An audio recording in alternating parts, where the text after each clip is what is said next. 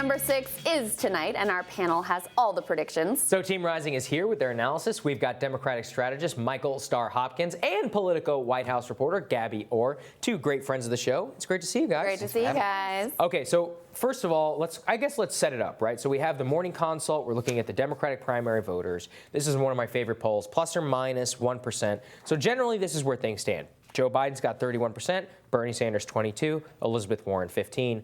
Mayor Pete at 8%. So it's a 3-person race, I guess, more like a 2-person race, with Pete Buttigieg sitting around the 8%, but of course very high in the early primary states. So what do you think is going to happen tonight, Michael? Who is going to be taking the most heat? And generally, how are the dynamics going to play out on this? So I think Buttigieg and Klobuchar need to have a big night because you're starting to see Biden and Sanders distance themselves from the rest of the pack. And so I think there's going to be a lot of attacks on specifically Sanders, but I think Biden as well. I think you'll finally see Warren go negative on Sanders. Yeah. You think Warren is going to go negative on Sanders? Yeah, I think she's going to try to triangulate it so it doesn't look like she's going negative, but I think she's definitely going to start pointing out differences. That could risk coming off weak, actually. So, Gabby, who do you think is going to be taking? I agree with you that Pete Buttigieg has quite a bit in order to prove tonight, and that the other candidates are going to have it out for him, as well as the moderators.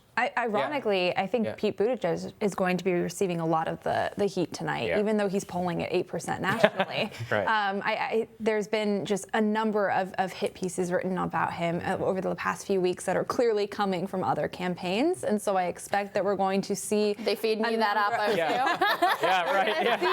No comment. We're going to see those arguments play out tonight. But I also think that Joe Biden is going to take a lot of incoming heat as well. I mean, Elizabeth Warren and Bernie Sanders are fighting for the same spot right now in that national polling criteria. And in order to become ascendant once again, Elizabeth Warren needs to make some type of statement tonight. She needs to have a standout performance, and I think she does that by going after Bernie Sanders, but of course that's going to be limited because it has in every debate, and I don't expect that this will be much different.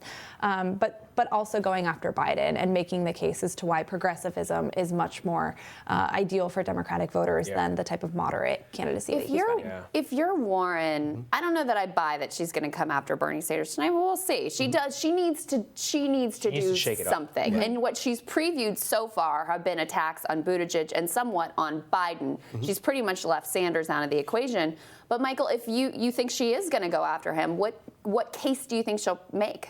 You know, I think she's just going to make the case that she's the better messenger, that Sanders is kind of weakened. I don't think she'll point to the heart attack specifically, but I think she'll... That would be a very bad idea. It would be. As we all saw with Castro going after Biden in that debate. That was such a negative thing. But I think she's just going to try to differentiate herself as the younger, kind of better positioned person. I actually think the person who's going to take the most heat on the debate stage won't be on the debate stage. I think it's going to be Michael Bloomberg. I think everyone's going to use him as the foil. That's actually really interesting. Yeah, that's what we keep saying. I kind of wish he was there because he's buying all this money. It's good for him that he's got like what 7%. I mean, he's got 7% in this morning. He's continuously going up. That's a lot. I mean, more than a lot of all these other candidates who've been in this race for quite a long time. I mean, Gabby, generally, like, from a national perspective, it still seems that Biden is running away with this thing. And I know nobody wants to admit it, but like that's the truth of it is he's like Teflon. He's got 31%. He hasn't moved. What was it in the Nate Silver analysis? Between 25 and 28. And 26 in the national Real Clear Politics average.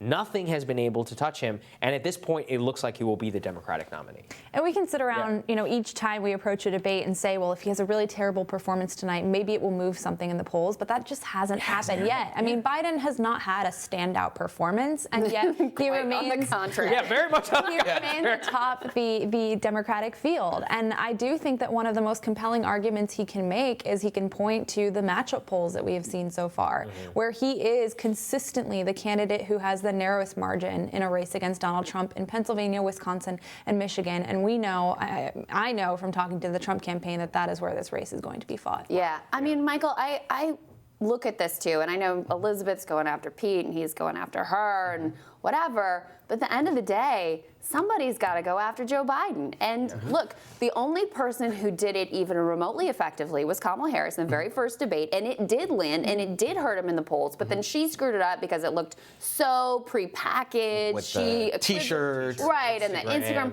and she equivocated then on the fundamental position about busing, and then she ends up falling and he goes right back where he is. But to me, that indicates there is a blow that can land there, and somebody's got to take a shot here eventually. are running out of time. Yeah, and you saw Bloomberg yesterday took that shot at Biden. I don't know if that argument is specifically going to Yeah, land. what argument So did he make? Biden on another network said that, or rather Bloomberg on a network said that Biden wasn't the best position because he didn't have the right kind of experience, which, as the former vice president, that's going to be a little... Pretty late. It's going to be a little... He's been there for 40 years. I don't think experience But Bloomberg is is the issue. going to pull away from Biden's number. So the question is, can he end up in a Bloomberg versus Biden kind of argument? And But see, we'll see. so far, Bloomberg has really taken on a Pete. Yes, I that's mean, why it's 8-7. I mean, look, they're virtually tied in this poll. Yeah. The other thing, Gabby, is what I focus on a lot here is going after Biden is actually there. We need to see some of the questions to him about policies that we know that Trump is going to be talking about. We have not seen Biden press on trade. Mm-hmm. We haven't seen it on TPP, on China, on so many of these other things,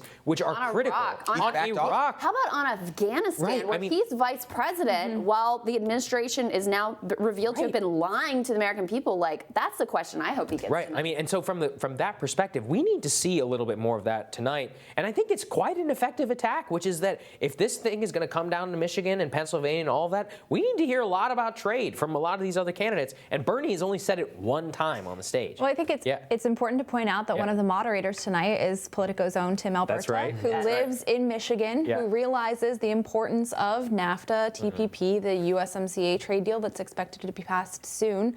No pressure, Tim. Today, no pressure, No buddy. pressure at all. Yeah, I feel, just from watching every single debate so far, like there have been a lot of policy questions that viewers want to see and they just haven't been asked, or they haven't been asked in the right way, or candidates have sort of weaved their way out and talked about healthcare.